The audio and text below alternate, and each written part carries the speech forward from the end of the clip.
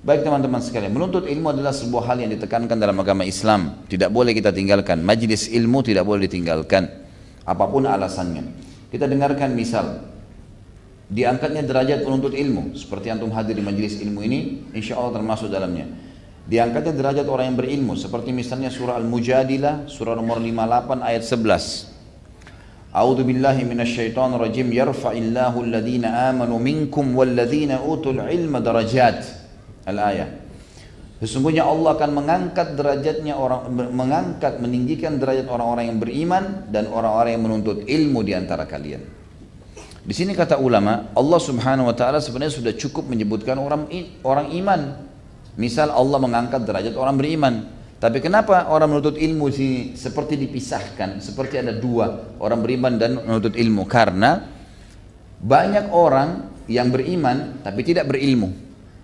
Ada imannya, tapi tidak berilmu. Ini kita akan lihat kualitas ibadahnya rendah sekali. Rendah. Biasanya mereka cuma masuk kategori abid namanya. Abid itu ahli ibadah, tapi nggak punya ilmu. Nggak punya ilmu. Dia suka sholat, dia suka ibadah, cinta dengan ibadah, tapi dia nggak tahu. Dia nggak tahu dengan ilmu yang luas ya. Seperti misalnya pada saat dia masbuk. Saya lihat banyak orang, masya Allah, ke masjid sholat, gitu kan. Tapi yang kita temukan teman-teman sekalian, pada saat dia telat, banyak sekali tidak langsung takbir, ikut.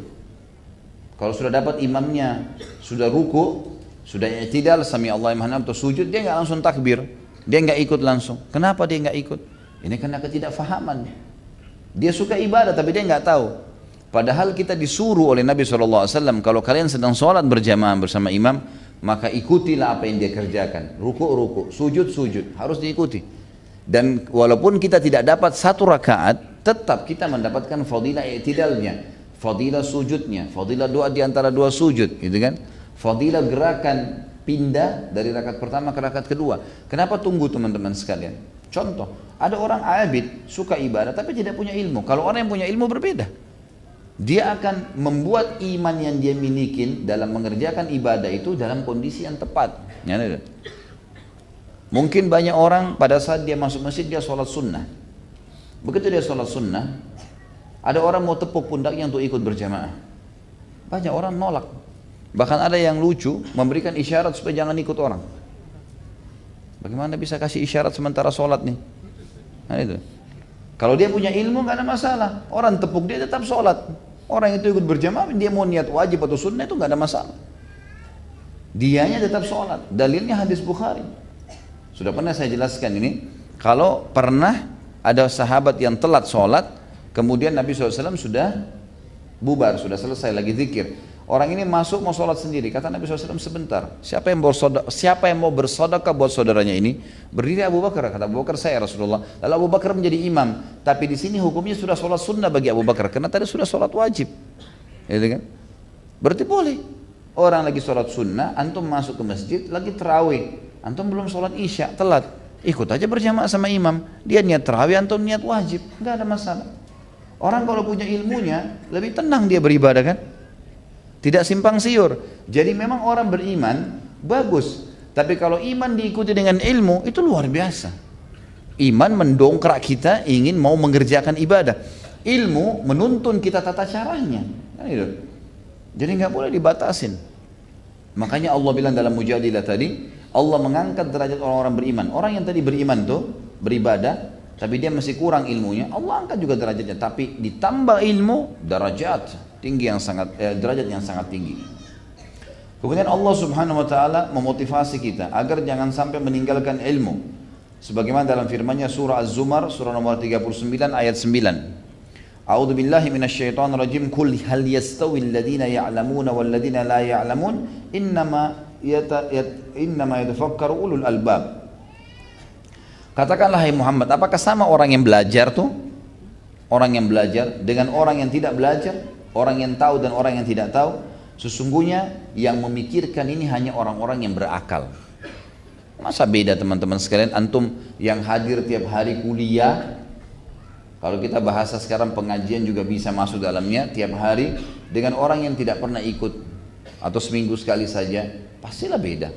Ragam informasi sudah sampai kepada dia. Ingat teman-teman, penemuan terakhir di otak kita ada urat saraf. Urat saraf itu kalau menampung 300 tahun film yang dibuat oleh manusia non-stop, itu masih nampung. Ada, setiap manusia kita ada punya itu. Makanya antum, apapun yang pernah terekam oleh mata, terdengar oleh kuping, kita masih bisa ingat. 10 tahun lalu kita mendatangi sebuah tempat, kemudian sekarang kita datang ke tempat yang sama melihatnya. Kalau sudah pernah lihat sekali aja, kita ingat, oh kayaknya saya pernah kesini nih. Karena kuatnya sebenarnya otak manusia. Sayangnya kita tidak maksimalin teman-teman.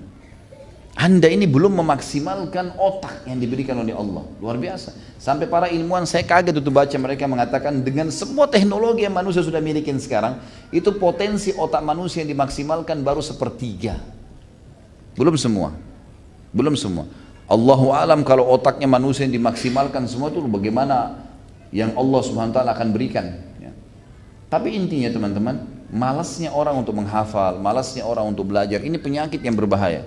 Jangan pernah batasi diri antum dengan ilmu, belajar terus. Walaupun kita tahu besok kita akan meninggal dunia, tetap belajar, maksimalkan ilmu.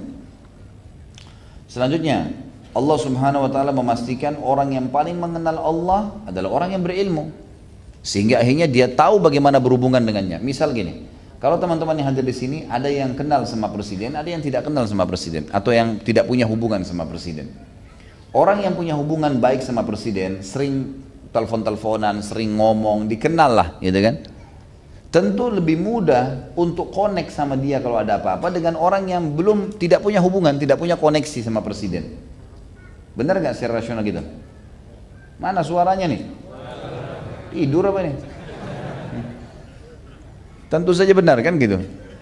Orang yang terbiasa menuntut ilmu sehingga dia tahu bagaimana komunikasi dengan Tuhannya, dia seperti orang yang sudah terbiasa, sudah tahu linknya. Makanya Allah mengatakan dalam Al-Quran, surah Fatir, surah nomor 35 ayat 28. A'udzu billahi minasyaitonir rajim, innama yakhsyallaha min ibadil ulama. Sesungguhnya yang tunduk, yang mengenal Allah, yang bisa membuka komunikasi dengan Allah secara langsung hanyalah para ulama. Ulama jamak daripada alim. Dan alim adalah orang yang faham tentang halal haramnya Allah. Dimulai dari majelis ilmu, gitu kan? Belajar terus teman-teman sekalian. Selalu haus dengan ilmu. Jadikan target kita adalah haus ilmu. Karena ilmu sekali lagi tadi memberikan 5 manfaat luar biasa.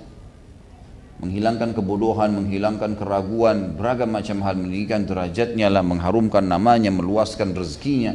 Banyak hal yang dia bisa dapatkan. Dan umumnya subhanallah orang-orang yang berilmu itu disukai ya. Kalau orang pintar itu, dari omongannya pintar, susunan kata-katanya, orang segan sama dia, orang suka. Dibandingkan orang dari cara omongannya sudah kelihatan, oh kualitasnya seperti ini nih. Kadang-kadang orang malas untuk dengerin. Karena memang itu penting, ilmu memang meninggikan derajat seseorang.